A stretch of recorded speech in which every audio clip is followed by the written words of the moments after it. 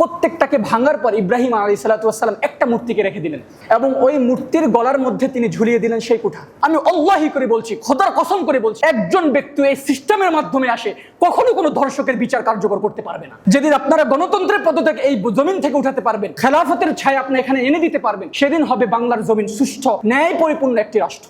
যদি আমাদের ইমান ঠুনকো না হয়ে ইব্রাহিম আলাইহিসসালামের মতো ইমান হয়, তাহলে ওই বুধবারে সে রামিসার জানাজার সাথে আরো দুইজনের জানাজা হয়ে যেত। একা রামিসার জানাজা সেদিন হওয়ার কথা ছিল না, ধর্ষক এবং ধর্ষকের সহকারী ওই নারী পুরুষের জানাজা সেদিন হওয়ার কথা ছিল। ইব্রাহিম ইয়াহুদি ছিলেন না, ইব্রাহিম নাসারাও ছিলেন না, বরং তিনি ছিলেন একজন খাঁটি মুমিন।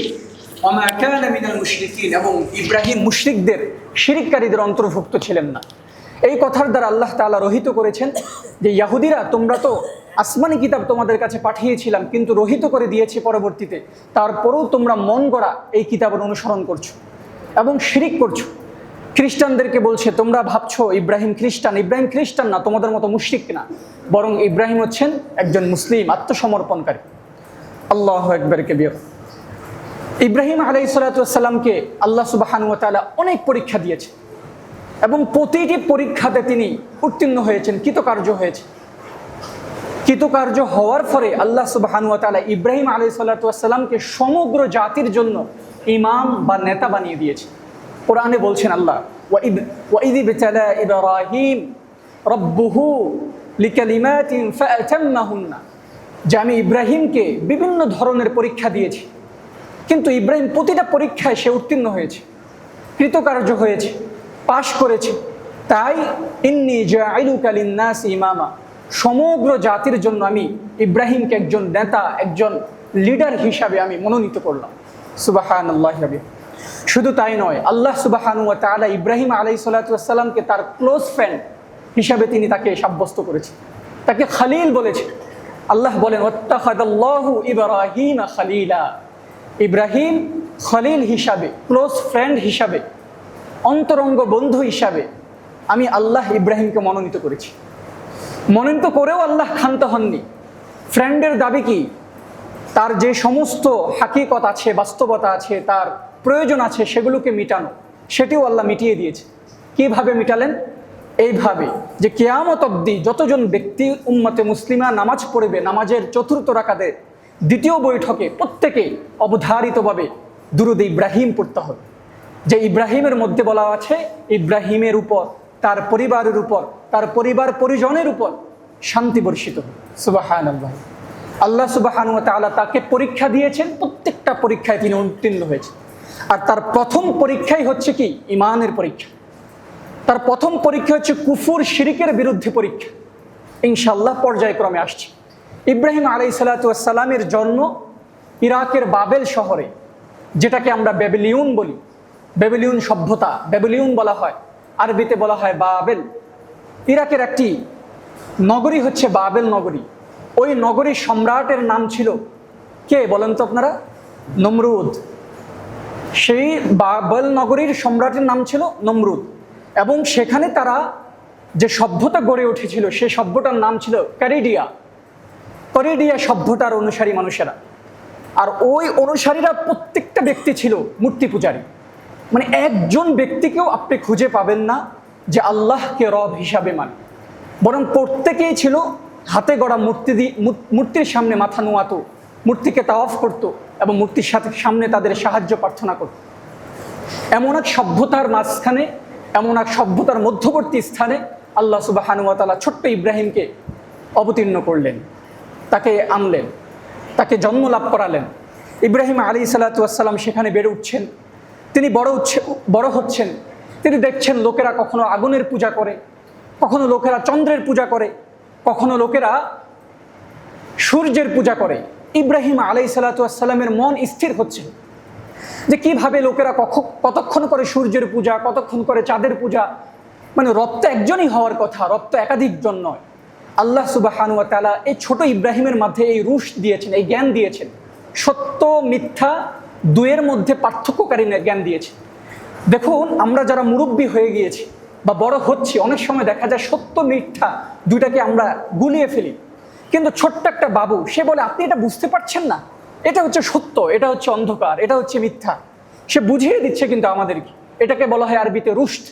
রুশদ মানে হচ্ছে আল ফারকু বাইনাল হাক্কি ওয়াল বাতিল, সত্য এবং মিথ্যার মাঝবর্তী অবস্থানে পার্থক্য করার যোগ্যতা।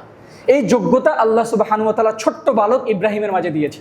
আল্লাহ বলছেন ওয়ালাকাদ আতাইনা রুশদাহু ওয়া কুন্না বিহি আলিমিন, আমি ইব্রাহিমের মাঝে রুশদ দিয়েছি, বিচক্ষণতা দিয়েছি, পার্থক্যকারী জ্ঞান দিয়েছি। তখন ইব্রাহিম তিনি নিজে নিজে তার এই রুশদ দিয়ে, তার বিচক্ষণতা দিয়ে তিনি পার্থক্য করা শুরু করলেন। তিনি একদিন রাত্রে তিনি খোদা তালাশ করলেন যে খোদাকে আমি খুঁজে বের করব, আমি আমার প্রভুকে খুঁজে বের করব। সূরাতুল আনআমে আল্লাহ সুবহানাহু ওয়া তাআলা বিস্তারিত বলছেন ৭২ নম্বর আয়াত থেকে প্রায় ৭৯ নম্বর আয়াত পর্যন্ত। এইভাবে বলছেন যে ফালাম্মা জান্না আলাইহিল লাইল রাআ কাওকাবা, যখন রাত গুটগুটে অন্ধকার হয়ে গেল, ইব্রাহিম আসমানের দিকে তাকালেন, দেখলেন তারকারাজি চমকাচ্ছে, খুব সুন্দর লাগছে। ইব্রাহিম বললেন হাযা রাব্বি, যে এটা হলো আমার প্রতিপালক, এই তারকারাজি আমার প্রতিপালক, সে উদয় হয়ে আমাদেরকে আলো দিচ্ছে, সুন্দর করছে। এই গুটগুটে অন্ধকারের মধ্যে আলোক সজ্জা সে সাজিয়ে দিচ্ছে, ছড়িয়ে দিচ্ছে, ছিটিয়ে দিচ্ছে। ইব্রাহিম বললেন এটাই হচ্ছে আমার প্রতিপালক।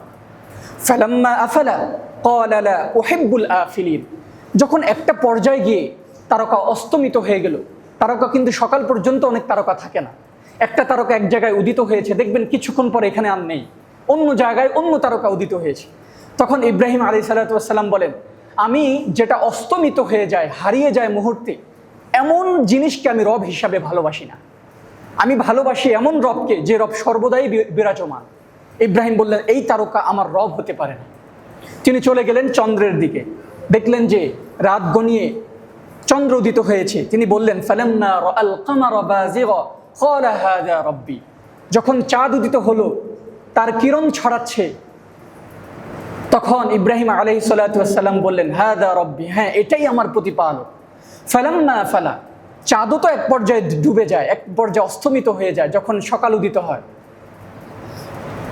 ইব্রাহিম যখন দেখলেন এই চাঁদ তার উদয় হারিয়ে ফেলেছে, তখন ইব্রাহিম বললেন লা ইল্লাম ইয়াহদিনি রাব্বি লাকুনান্না মিনাল কওমিদ যাল্লিন, না না না, যে উদয় হারাতে পারে সে আমার প্রতিপালক কখনোই হতে পারে না।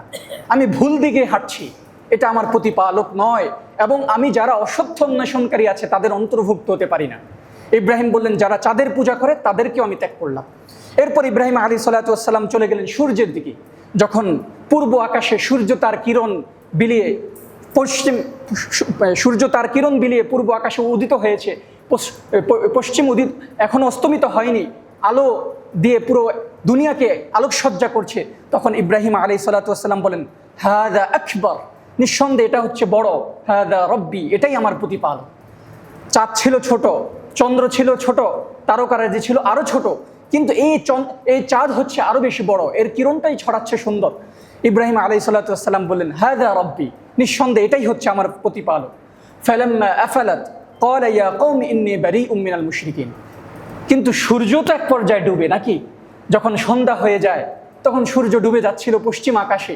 ইব্রাহিম আলাইহিস সালাতু ওয়াস সালাম যখন এটা অবলোকন করলেন, তিনি বললেন না, আমি ভ্রান্তকারীদের অন্তর্ভুক্ত হতে পারি না, আমি মুশরিকদের অন্তর্ভুক্ত হতে পারি না, যারা কতক্ষণ চাঁদের পূজা করে, কতক্ষণ সূর্যের পূজা করে, কতক্ষণ আগুনের পূজা করে, কতক্ষণ তারকারাজির পূজা করে, এই যে শরিকদার, এই শরিকদারদের অন্তর্ভুক্ত আমি হতে পারি না। চাঁদও আমার প্রভু না, সূর্যও আমার প্রভু না, তারকারাজিও আমার প্রভু না, আগুনও আমার প্রভু না, বরং যিনি এই প্রত্যেকটা বিষয়ের প্রভু, আমি তার কাছে আমার এই মুখকে, আমার এই চেহারাকে অর্পণ করে দিলাম। সুবহান। দেখছেন আল্লাহ সুবহানাহু ওয়া তাআলা এই পিচ্চি ইব্রাহিমের মনের মধ্যে রুশ দিয়েছেন, রুশ, বিচক্ষণতা, সত্য মিথ্যার যাচাইকারী জ্ঞান আল্লাহ তাআলা তাকে দিয়েছিলেন। তিনি এখনো প্রভুকে খুঁজে পাননি, কিন্তু বলছেন এই প্রত্যেকটার প্রভু আছেন, প্রত্যেকটার চিফ কন্ট্রোলার আছেন, তার কাছে আমি আমাকে সঁপে দিলাম। আর সেই সঁপে দেওয়ার আয়াতটা হচ্ছে ইন্নী ওয়াজ্জাহতু ওয়াজহিয়া লিল্লাযী ফাতারাস সামাওয়াতি ওয়াল আরদ হানিফা ওয়া মা কানা মিনাল মুশরিকিন, যিনি আসমান সৃষ্টি করেছেন, জমিন সৃষ্টি করেছেন, তারকারাজি সৃষ্টি করেছেন, সূর্য চন্দ্র সবকিছু সৃষ্টি করেছেন, সেই সত্তাকে আমি চিনি না, কিন্তু অচেনা সেই সত্তার কাছে আমি আমার নিজেকে সঁপে দিলাম। আল্লাহ সুবহানাহু ওয়া তাআলার কাছে তার এই সঁপে দেওয়াটাকে খুবই বেশি ভালো লেগেছে। তিনি জিবরিল আমিনকে পাঠিয়ে দিয়েছেন, দ্রুত গতিতে পাঠিয়ে দিয়েছেন, যাও আমার ইব্রাহিমের কাছে পৌঁছিয়ে যাও এবং তুমি তাকে নবুয়তের দ্বারা ভূষিত করো, নবুয়ত তার কাছে পৌঁছিয়ে দাও। ইব্রাহিম আলাইহিসসালাতু ওয়াসসালামের কাছে জিবরিল আমিন চলে আসলেন এবং তাকে এসে বললেন, ইয ক্বালা লাহু আসলিম, ইব্রাহিম তুমি ইসলাম ধর্ম গ্রহণ করো, তুমি মুসলিম হও, তুমি সারেন্ডার করো, তুমি আত্মসমর্পণ করো। ইব্রাহিম বিনা বাক্যে কোনো কথা ছাড়াই তিনি বললেন, ক্বালা আসলামতু লিরাব্বিল আলামিন, তুমি কি আমি চিনি না, কিন্তু আমি জানি পুরো বিশ্ব জগতের একজন প্রতিপালক আছেন। তুমি যদি ওই প্রতিপালকের দূত হয়ে থাকো তাহলে আমি ওই প্রতিপালকের কাছে নিজেকে সারেন্ডার করে দিলাম। সুবহানাল্লাহ। এইভাবে আল্লাহ সুবহানাহু ওয়া তাআলা ইব্রাহিম আলাইহিসসালাতু ওয়াসসালামকে নবুয়ত দিয়ে দিলেন। ছোট্ট ইব্রাহিমের সর্বপ্রথম কর্ম, সর্বপ্রথম দায়িত্ব, নবুয়তের দায়িত্ব হচ্ছে তার পরিবারের কাছে, তার পরিবর্গের কাছে তিনি নবুয়তের দায়িত্ব অর্পণ করবেন, পাঠাবেন, দাওয়াত পৌঁছিয়ে দিবেন। ইব্রাহিম আলাইহিসসালাতু ওয়াসসালাম চলে গেলেন। সূরাতুল আনআমের ৭৪ নম্বর আয়াতে আসছে তিনি তার বাবার কাছে গেলেন। তার বাবা ছিলেন একজন মূর্তি বানানাকারী, যিনি মূর্তি বানান, সরাসরি মূর্তি বানাতে পারতেন হাতে করে এবং বিক্রি করতেন বাজারে গিয়ে। এমন বাবার কাছে গিয়ে তিনি বললেন, দেখেন বাবা মূর্তি বানায়, মানে মূর্তি বানিয়ে বিক্রি করে, মা মূর্তি পূজারী, আত্মীয় স্বজন মূর্তি পূজারী, প্রত্যেকটা ব্যক্তি শিরকের মধ্যে আছে। এমন একটা জায়গায় আল্লাহ তাআলা একটা নূর পয়দা করেছে, মানে কতটাই বিস্ময়কর একটা ঘটনা।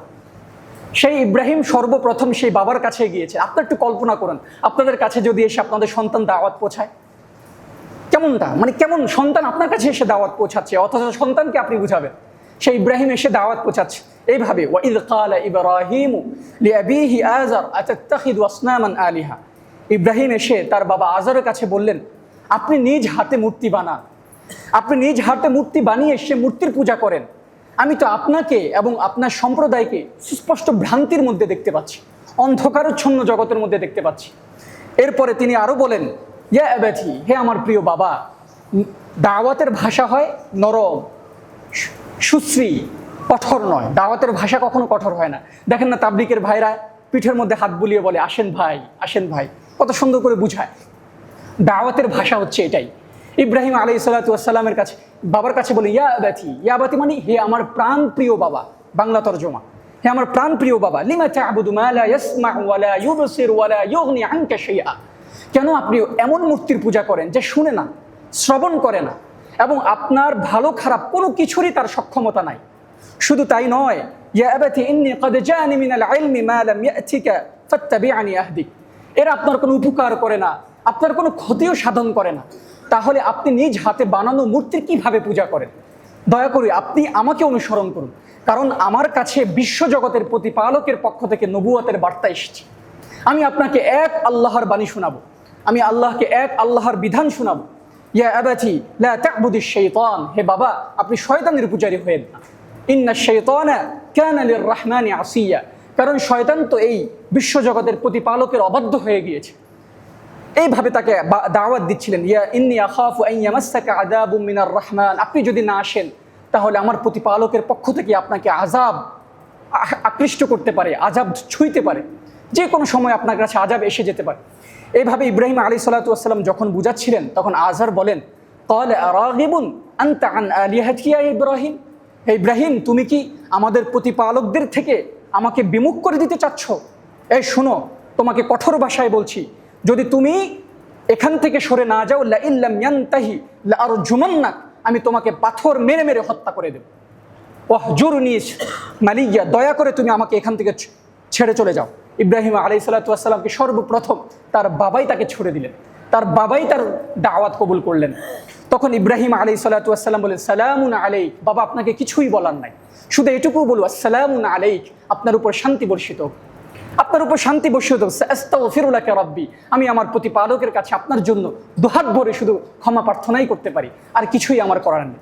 এরপর ইব্রাহিম আলাইহিসসালাতু ওয়াসসালাম যখন দেখলেন যে তিনি কোনোভাবে তার বাবাকে তিনি বুঝাতে পারলেন না, তার বাবা মানল না, তখন তিনি চলে গেলেন তার জাতির কাছে, সমাজের কাছে, ঘর থেকে বেরিয়ে সমাজের কাছে গেলেন।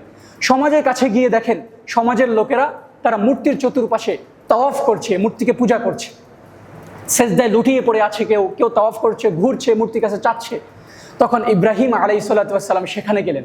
দেখেন কতটা অকুত ভয়, জানেন এখানে আমার নিশ্চিত মৃত্যু হতে পারে। কতগুলো মানুষ, প্রত্যেকটা মানুষের খোদার বিরুদ্ধে গিয়ে আমি বলব, সেখানে কোনো ধরনের তিনি বিন্দু পরিমাণ ভয়ের তালাশ করেননি, ভয় তার মধ্যে আসেনি।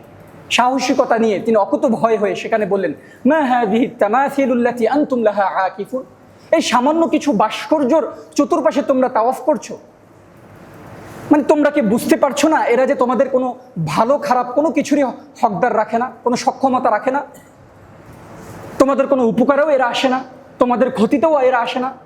এরপরে তারা বলছে যে ওয়াজাদনা লাহা আবিদিন, আমরা এর উপর আমাদের বাপদাদাদেরকে পেয়েছি, আমাদের বাপদাদার ধর্ম পেয়েছি, আমাদের দাদা পুতিদেরকে পেয়েছি, তাই আমরা করছি।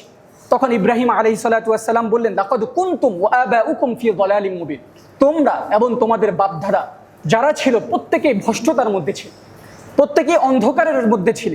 এরপর ইব্রাহিম আলাইহিস সালাতু ওয়াস সালাম বলছেন আরো যে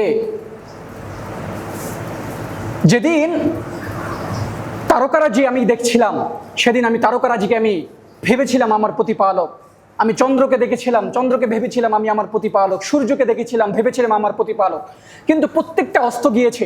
শেষমেশ আমার প্রতিপালকের পক্ষ থেকে আমার কাছে বার্তা এসেছে, আমি আমার প্রতিপালকের পক্ষ থেকে তোমাদের কাছে আমি নবুয়তের বাণী নিয়ে এসেছি, অতএব তোমরা সবাই এই সমস্ত মূর্তিরও যিনি প্রতিপালক, এই সমস্ত জগতের যিনি প্রতিপালক, সেই প্রতিপালকের কাছে তোমরা আত্মসমর্পণ করো।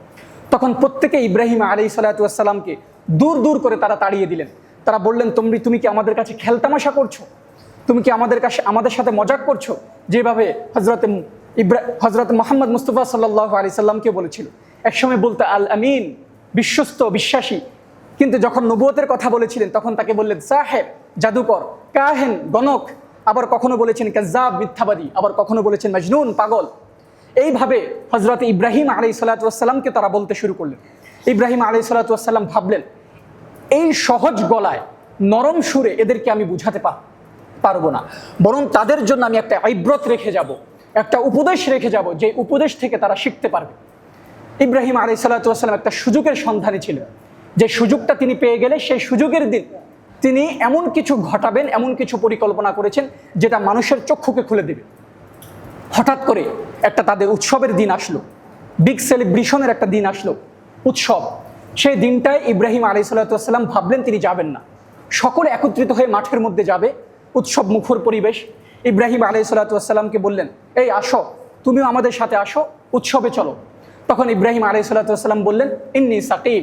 প্রথমে আসমানের দিকে তাকালেন, ক্বালা ফানাযারতু নাযারান ফিন নুজুম, তিনি আসমানের দিকে তাকালেন, তাকিয়ে বললেন, ইন্নী আনা সাকিম, আমি যেতে পারবো না, আমি একটু অসুস্থ। তিনি মৌলিকভাবে শারীরিকভাবে অসুস্থ ছিলেন না, তিনি মনের দিক থেকে অসুস্থ, যে উম্মতের কি অবস্থা হয়ে যাচ্ছে, উম্মত এখনো পর্যন্ত শিরিকের মধ্যে লিপ্ত, কুফরির মধ্যে লিপ্ত, ইমানের হালতে আসতে পারছেন না, এই জন্য তার মনের দিক থেকে তিনি ব্যাধিতে আক্রান্ত। তাই ইব্রাহিম বললেন, ইন্নী আনা সাকিম, আমি অসুস্থ, আমি যেতে পারবো না। এটা বলার পর তখন তারা প্রত্যেকেই চলে গেলেন। তখন ইব্রাহিম আলাইহিস সালাতু ওয়াস সালাম বললেন, তাল্লাহি লাআকিদান্না আসনামাকুম বা'দা আন তুওয়াল্লু মুদবিরিন, আজকে আমি আমার পরিকল্পনাকে একটা রূপ দেব। পরিকল্পনাটা কি? তাদের যে বড় মন্দির আছে, আমি মন্দিরে প্রবেশ করব এবং মন্দিরে প্রত্যেকটা মূর্তিকে আমি ভাঙবো। তিনি একটা পরিকল্পনা সাজালেন এবং তিনি কসম করলেন, আমি আমার এই পরিকল্পনাকে আমি সফল করেই দেখাবো। ইব্রাহিম আলাইহিস সালাতু ওয়াস সালাম চলে গেলেন মূর্তির সামনে, যে তিনি সেখানে বলেন, ফারাগ আলিয়াতুহুম ফাকালা লা তাকুলুন, হে মূর্তিরা, তোমাদের সামনে এত প্রসাদ পড়ে আছে, খাবার, কত সুন্দর মিষ্টান্ন, তোমরা কেন খাচ্ছ না? কথা বলছেন। কোনো মুফাসসিরিন কেরাম বলেন তিনি একটা কুঠার হাতে করে নিয়ে গেছে, ওই যেটা দিয়ে লাকড়ি কাটে, সঠিক বাংলা কি হতে পারে, কুঠারই তো মনে হয়, ওটা হাতে করে তিনি নিয়ে গেলেন। নিয়ে যাওয়ার পরে তিনি বলছেন, মা লাকুম লা তানতিকুন, এই তোমাদের খেতে বললাম, তোমরা কেন কথা বলছো না? মূর্তিদেরকে তিনি আরেকবার জিজ্ঞেস করছেন, আরেকবার নিশ্চিত হচ্ছেন এগুলো কি আসলে খোদা কিনা। আরে ভাই, যে আমাকে সৃষ্টি করছেন তারও তো সক্ষমতা থাকা চাই নাকি? সক্ষমতা নাই, সে কথা বলছে না। তখন ইব্রাহিম আলাইহিস সালাতু ওয়াস সালাম কি করলেন, কয়েকবার জিজ্ঞেস করার পর কোনো উত্তর যখন পেলেন না, তিনি বললেন, ফারাগা আলাইহিম দরবাম বিল ইয়ামিন, তিনি তার ডান হাত দিয়ে প্রত্যেকটার মাথার মধ্যে আঘাত করা শুরু করলেন। মূর্তিগুলো এমনই ছিল যেমন আমরা এখন দেখি বিভিন্ন ধরনের 10-12টা হাত, নারী, পুরুষ, পেঁচা, বিড়াল, কত কিছুরই তো মূর্তি থাকে। এগুলো যেভাবে সাজিয়ে রাখা হয়েছিল সেভাবে সেখানে সাজানো ছিল। ইব্রাহিম আলাইহিস সালাম প্রত্যেকটা মূর্তিকে তিনি ভাঙা শুরু করলেন। ভাঙার পর এক পর্যায়ে ফাজআলাহুম জুযাদান ইল্লা কাবীরাল লাহুম লাআল্লাহুম ইলাইহি ইয়ারজিউন, প্রত্যেকটাকে ভাঙার পর ইব্রাহিম আলাইহিস সালাতু ওয়াস সালাম একটা মূর্তিকে রেখে দিলেন, সবচেয়ে বড় মূর্তিটা, এবং ওই মূর্তির গলার মধ্যে তিনি ঝুলিয়ে দিলেন সেই কুঠা। ঝুলিয়ে দেওয়ার পর ইব্রাহিম আলাইহিস সালাতু ওয়াস সালাম চলে আসলেন। যখন মানুষ উৎসব মুখর দিন শেষ করে তারা সর্বপ্রথম তাদের মন্দিরে প্রবেশ করলেন, তারা দেখতে চাইলেন যে সকলে এখন আসছে, উৎসব শেষ, বাড়িতে যাব, তার পূর্বে আমরা একটু পূজা করে যাই, মূর্তির পূজা করে যাই। যখনই তারা মন্দিরে প্রবেশ করলো, পূজা শুরু করবে, তারা দেখে যে পুরো প্রত্যেকটা মূর্তি ভাঙ্গা। তখন তো তারা হতবাক হয়ে গেল, চোখ ছানা বড় হয়ে গেল। তারা সাথে সাথে পুরো দেশের মধ্যে ছড়িয়ে পড়লো। তখন একজন বলা শুরু করলো যে আমরা এমন একজন যুবককে চিনি, ক্বালু সামি'না ফাতান ইয়াযকুরুহুম, যে যুবক আমাদের এই মূর্তির সমালোচনা করে, এই মূর্তিকে নিয়ে কথা বলে, তার নাম হচ্ছে ইব্রাহিম, তাকে ডাকা হোক। ইব্রাহিম আলাইহিস সালাতু ওয়াস সালামকে ডাকা হলো, ডেকে তাকে বলা হলো, আনতা ফাআলতা বিআলিহাতিনা ইয়া ইব্রাহিম, ইব্রাহিম তুমি কি আমাদের মূর্তিদের সাথে এমনটা ঘটিয়েছো? ইব্রাহিম আলাইহিস সালাম একবারও বললেন না, আমি করিনি। তিনি কি মিথ্যা বলার লোক নাকি? নবীগণ তো কখনোই মিথ্যা বলেন না। তিনি প্রশ্ন উল্টা তাদের উপর ছুড়ে দিলেন যে ক্বালা বাল ফাআলাহু কাবীরুহুম, আমি করব কি করিনি এটা বলেন নাই, তিনি বলছেন যে বরং তাদের বড়টা করেছে। তাকে জিজ্ঞেস করেছে তুমি কি আমাদের মূর্তিদের সাথে এমনটা করেছো? তখন ইব্রাহিম বললেন বরং তাদের বড়টা করেছে। তখন তারাও ভালো করে জানে এই মূর্তি খেতে পারে না, এই মূর্তি হাত পায়ে নাড়াতে পারে না, যে মূর্তি আমরা নিজেদের হাত দিয়ে বানাই ও মূর্তি আবার আরেকটা মূর্তিকে কিভাবে ভাঙতে পারে। তখন সাথে সাথে তাদের একটা আইব্রত হয়ে গেল, তাদের একটা উপদেশ গ্রহণ করার সুযোগ হয়ে গেল। কিন্তু যাদেরকে আল্লাহ সুবহানাহু ওয়া তাআলা মোহর এঁটে দেন, যাদের দিলগুলো রুক্ষ হয়ে যায়, যাদের দিলের মধ্যে হেদায়েতের নূর প্রবেশ করার কোনো সুযোগই থাকে না, তারা কি কোনোভাবে হেদায়েত লাভ হতে পারে? তারা এই সুযোগেও তারা হেদায়েত প্রাপ্ত হয়নি। বরং ইব্রাহিম আলাইহিস সালাতু ওয়াস সালামকে তারা বিভিন্ন ধরনের কথা শোনানোর পর ইব্রাহিম আলাইহিস সালাতু ওয়াস সালাম দমে যাননি। তিনি বললেন ক্বালা ইয়াসমাউনাকুম হাল ইয়াসমাউনাকুম ইয তাদউন, তোমরা যখন তাদেরকে ডাকাডাকি করো তারা কি তোমাদের কথা শুনে? এই বলো, তোমরা তাদেরকে ডাকলে শুনে তোমাদের কথা? এরপর আরো বলছেন আউ ইয়ানফাউনাকুম আউ ইয়াদুররুন, নাকি তোমাদের উপকার করে নাকি ক্ষতি করে? ইব্রাহিম আলাইহিস সালাতু ওয়াস সালাম এভাবে বলে তিনি আরো বলছেন আল্লাযী খালাকানি ফাহুয়া ইয়াহদিন, শুনে রাখো একজন প্রতিপালক আছেন, একজন সত্তা আছেন, যিনি আমাকে হেদায়েত দান করেছেন। শুধু হেদায়েত দান করে সে তিনি ক্ষান্ত হননি, ওয়াল্লাযী হুয়া ইউতঈমুনি ওয়া ইয়াসকিন, তিনি আমাকে খাওয়ান, আমাকে পান করান, তোমাকে খাওয়ান, তোমাকে পান করান, তোমাদের প্রত্যেককে খাওয়ান, প্রত্যেককে পান করান। ওয়া ইযা মারিদতু ফাহুয়া ইয়াশফিন, যখন আমি অসুস্থ হই তিনি আমাকে সুস্থতা দান করেন, যখন তোমরা অসুস্থ হও তোমাদেরকে তিনি সুস্থতা দান করেন। এইভাবে ইব্রাহিম আলাইহিস সালাতু ওয়াস সালাম তাদেরকে জানাচ্ছিলেন, তাদেরকে হেদায়েতের বার্তা পৌঁছানোর পরও তারা হেদায়েত প্রাপ্ত হন। দেখেন ইব্রাহিম আলাইহিস সালাতু ওয়াস সালাম একটা রুক্ষ, একটা শিরকি পরিবেশে, একটা কুফরি পরিবেশের মধ্যে থেকে কিভাবে তিনি হেদায়েতের উপর অটল ছিলেন, কিভাবে তিনি হেদায়েতকে খুঁজে বের করে এনেছেন।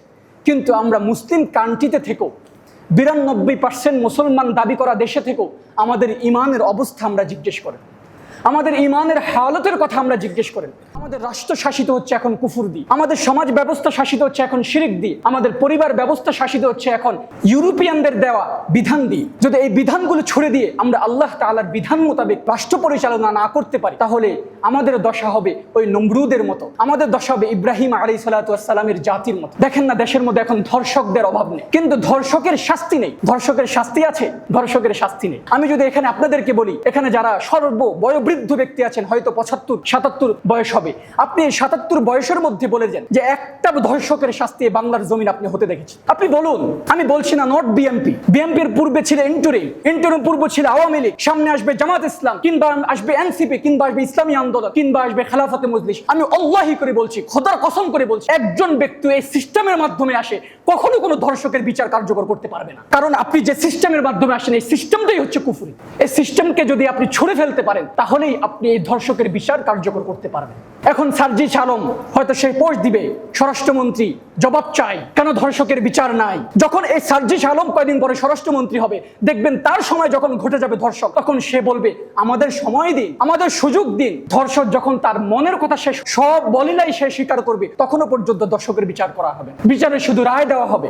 আপনারা সকলে জানেন একজন খান ছিল চাঁদপুরের, সে প্রেমে ব্যর্থ হয়ে 101 জন নারীকে ধর্ষণের সে প্রস্তুতি নিয়েছিল। সে 11 জন নারীকে ধর্ষণ করে সে নিজে স্বীকার করেছে সে হত্যা করেছে। 2009 সালে সে চাঁদপুর থেকে রসুখা চাঁদপুর থেকে সে বন্দী হয়েছিল। 2024-এ তার ফাঁসির রায় হয়, এখনো পর্যন্ত কার্যকর নয়। মানে আমাদের ট্যাক্সের টাকা দিয়ে তারা জেলের মধ্যে থেকে খাবে, ঘুরবে, ফুর্তি করবে, কিন্তু কার্যকর হবে না। আপনি বেশি না ভাই, একটা ধর্ষকের বিচার করেন, একটা ধর্ষকের বিচার করেন, দেখবেন বাংলাদেশের মধ্যে ধর্ষণ জিরোর কোটায় চলে আসবে। এর জ্বলন্ত প্রমাণ আমি আপনাদেরকে বলি, আফগানিস্তানের দিকে তাকান, ইমারত ইসলামিয়ার দিকে তাকান। তারা ধর্ষকরে ধর্ষিতা মেয়ের বাবার সামনে ক্রস ফায়ার করে মেরে ফেলছে। এরপর থেকে এখনো পর্যন্ত জিরোর কোটায় আছে তাদের ওখানে দর্শক। আমি বলছি না এটা বিএনপির দোষ, আমি বলছি না আওয়ামী লীগের দোষ, আমি বলছি না এনসিপি কিংবা জামাত ইসলাম কিংবা জাসি কিংবা ইসলামী আন্দোলনের দোষ। আপনারা যারাই এই সিস্টেমের মাধ্যমে আসবেন, আপনারা কোশ্চিন কালো আপনারা কখনো এই ধর্ষণের বিচার কার্যকর করতে পারবেন না, বিচার কার্যকর করতে হবে না। আমরা যদি পদত্যাগ চাই তাহলে আমরা এই বাংলার জমিন থেকে গণতন্ত্রের পদত্যাগ চাই। আমরা কোনো স্বরাষ্ট্রমন্ত্রী কিংবা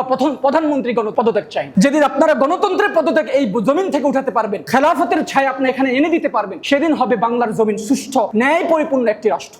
আমরা এতটাই আহাম্মক হয়ে গিয়েছি যখন বলা হয় ধর্ষকের বিচার করা হোক, সবার সামনে শাস্তি দেওয়া হোক। আমি আপনাদেরকে একটা কথা বলাই, ধর্ষকের বিচার তাকে মৃত্যুদণ্ড কেন দেওয়া হবে বলেন তো? কেন দেওয়া হবে? দুইটা উদ্দেশ্য। এক নম্বর উদ্দেশ্য, তুমি ধর্ষণ করে একজনের ইজ্জত লুণ্ঠন করেছো, পাশাপাশি তাকে খুন করে হত্যা করেছো, বদলা হবে হত্যা, এই কারণে তোমাকে হত্যা করা হবে। দুই নম্বর হচ্ছে তোমার পরে প্রত্যেকটা ধর্ষক যারা মনের মধ্যে লালন করে, ধর্ষণ লালন করে, তারা যাতে তোমাকে দেখে শিখে যে ধর্ষণ যদি করা হয় তাহলে মিরপুর স্টেডিয়ামে লক্ষ লক্ষ মানুষের সামনে ঝুলিয়ে দেওয়া হবে, তখন আপনার কিছু ইব্রত শিখা হবে। আর বলে কি মধ্যযুগীয় কায়দায় আমরা এই ধর্ষণের বিচার করতে পারি না। আবার অবলীলায় হেসে হেসে স্বরাষ্ট্রমন্ত্রী বলছে মানে মধ্যযুগীয় ইসলাম মধ্যযুগীয়। আল ইসলাম ফি কুল্লি মাকান ওয়া ফি কুল্লি জামান। ইসলাম প্রত্যেকটা যুগের জন্য, প্রত্যেকটা সময়ের জন্য, কিয়ামত পর্যন্ত যতজন মানুষ আসবে প্রত্যেকটা যুগের জন্য ইসলাম হচ্ছে সবলীলায় সর্বজন। আমরা যখনই ক্ষমতায় বসে যাই তখন আমরা ডিফেস্টিডকে আমরা ভয় পাই, একটা ছায়াকে আমরা ভয় পাই, কারণ ইংরেজদের দেওয়া এই বিধানকে দিয়ে তো আমরা শাসিত করছি। যদি আমরা আল্লাহর গড়া বিধানকে দিয়ে শাসিত করতাম তাহলে আমাদের মধ্যে এই পশ্চিমাদের ভয় থাকতো না। পশ্চিমারাই গড়ে এই জালিম, পশ্চিমারা গড়ে এই ধর্ষক, পশ্চিমারাই গড়ে এই গণতন্ত্রই গড়ে খুনি, বেবিচার, লম্পট এবং মাদক পাচারকারী। কিন্তু এগুলাকে তারা কিভাবে, তারা যদি ধর্ষকের বিচারই করে ফেলে তাহলে পর্নোগ্রাফি তো নস্যাৎ হয়ে যাবে। আরে ভাই, একজন ধর্ষণ কিভাবে ধর্ষণ করে আমাকে বুঝা। কেউ কেউ বলে কি পোশাকের দোষ, আবার কেউ বলে পোশাকের দোষ না। আমি এই দুই প্রান্তিকতা থেকে বেরিয়ে আসবো। এই দুই প্রান্তিকতার মাঝখানে আমি থেকে বলবো পোশাকেরও দোষ আছে, আবার পোশাকেরও দোষ না। আপনি বলেন একজন মেয়ে যদি উলঙ্গ পানা হয়ে চলে, একজন মেয়ে যদি বেবিচার, একজন খারাপ পোশাক পরে যদি চলে, সে একজন অ্যাডাল্ট, তাকে কি আপনি রাস্তার মধ্যে ছুতে পারবেন? সে আপনাকে কানে গলায় দুই একটা দিবে না? অবশ্যই দেবে, এবং আরো 10 জন মানুষকে সে ডাকার সক্ষমতা তার আছে। এই খারাপ পোশাক দেখার পর আপনার মস্তিষ্কের মধ্যে খারাপ চিন্তা আসলো, আপনার মনের মধ্যে খারাপ চিন্তা আসলো, এই পোশাকধারীদেরকে দেখার জন্য আপনি নেটে সার্চ করবেন পর্নোগ্রাফি। সেই পর্নোগ্রাফি দেখার পরে আপনার মধ্যে আরো বিকৃত চিন্তাধারা আসবে। সেই চিন্তাধারা আসার পরে আপনি যাবেন কার কাছে? একজন প্রাপ্তবয়স্ক নারীর কাছে যাবেন, নাকি যাবেন একজন শিশুর কাছে? কারণ শিশু তো কাউকে ডাকতে পারবে না, তাকে তো একটা চকলেটের বাহানায় আপনি ঘরের ভিতরে বন্দি করতে পারবেন। বিষয়টা বুঝেন, পোশাক অনলি এটার জন্য দোষারোপ না, আবার পোশাক এটারও একটা অংশ। কথা বুঝেন, পোশাক এটারও একটা অংশ। যদি আমাদের পোশাকগুলো ঠিক হয় তাহলে একজন পুরুষের কামনা বাসনার পোশাক দেখার পরও তো তখন সে অ্যাডাল্ট হচ্ছে এই যে পর্নোগ্রাফির দিকে, এবং সে বড়দেরকে না পেয়ে যেখানে যাকে পায়, বোরকা হলেই হোক বোরকা ছাড়া হোক, যেখানে যাকে, বৃদ্ধা হোক আর অবৃদ্ধা হোক, যে কমজোর পেয়েছে, কমজোর কাউকে পেলে সেখানে সে তাকে ধর্ষণ করছে। আল্লাহু আকবার কবীরা। আল্লাহ সুবহানাহু ওয়া তাআলা আমাদের সবাইকে এই মিল্লাতে ইব্রাহিম আলাইহিস সালাতু ওয়াস সালামের এই ঈমান থেকে, এই কুওয়াত থেকে এই শিক্ষা গ্রহণ করার তৌফিক দান করুন। একাই শিরকের বিরুদ্ধে বেবিলনীয় প্রত্যেকটা রাষ্ট্রের বিরুদ্ধে তিনি লড়েছেন। নমরুদ তাকে উঠিয়ে নিয়ে গিয়েছিল। নমরুদ বলে তোমার প্রতিপালক, তিনি বলেন ইয়াতি বিশামসি মিনাল মাশরিকি ওয়াল মাগরিব, আমার প্রতিপালক হচ্ছে যিনি সূর্যকে পূর্ব থেকে উদিত করে পশ্চিম অস্তমিত করে। তখন নমরুদ বলে আমি তো সূর্যকে পূর্ব থেকে পশ্চিম অস্তমিত করে, পারলে দেখাও। সে তো পারে নাই। আমি জীবিত করি। প্রথম বলছে জীবিত দান করে, মৃত্যু দান করে আল্লাহ তাআলা। সে একজনকে মারলো, একজনকে জীবিত করলো। আপনারা সকলে ভালো করে জানেন সেই নমরুদ একটা আগুনের কন্ডি জ্বালিয়ে সেখানে ইব্রাহিমকে নিক্ষেপ করলো, তবে ইব্রাহিম আলাইহিস সালাম তার ঈমান ছাড়েন। যদি আমাদের ঈমান ঠুনকো না হয়ে ইব্রাহিম আলাইহিস সালাতু ওয়াস সালামের মতো ঈমান হয় তাহলে ওই বুধবারে সে রামিসার জানাজার সাথে আরো 2 জনের জানাজা হয়ে যেত। একা রামিসার জানাজা সেদিন হওয়ার কথা ছিল না, ধর্ষক এবং ধর্ষকের সহকারী ওই নারী পুরুষের জানাজা সেদিন হওয়ার কথা ছিল। কিন্তু আপনারা কেউ কায়েম করতে পারবেন না। আমি লিখে দিলাম, কসম করে বললাম, যদি জামাত ইসলাম বলেন, ইসলামী আন্দোলনগুলো যদি বলেন, যদি এই সিস্টেমের মাধ্যমে রাষ্ট্রের মধ্যে আসে, কখনো তারা কায়েম করতে পারবে না। অলরেডি যারা ইসলামী আন্দোলনের কথা বলে তারাই তো বলে আমরা খেলাফা চাই। অতএব ভাই, আমি আপনাদেরকে বুঝাতে চাচ্ছি, কষ্ট থেকে বলছি, মৌলিকভাবে আমাদেরকে ফিরে যেতে হবে কোথায়?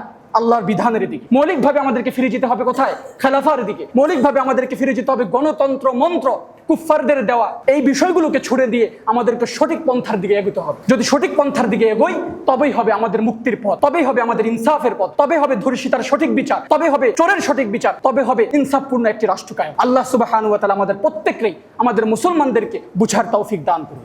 আমিন। ওয়া আখিরু দাওয়ানা আনিল হামদুলিল্লাহি রাব্বিল আলামিন।